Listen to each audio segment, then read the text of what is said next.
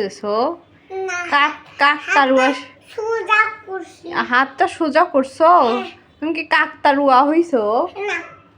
তাহলে তুমি কি হইছো? কি হইছো? তুমি চাচুর গেঞ্জি পরেছো কেন? তোমার এটা পছন্দ হয়েছে? হ্যাঁ, এটা বুবুর বাসায় নিয়ে যাবে। হ্যাঁ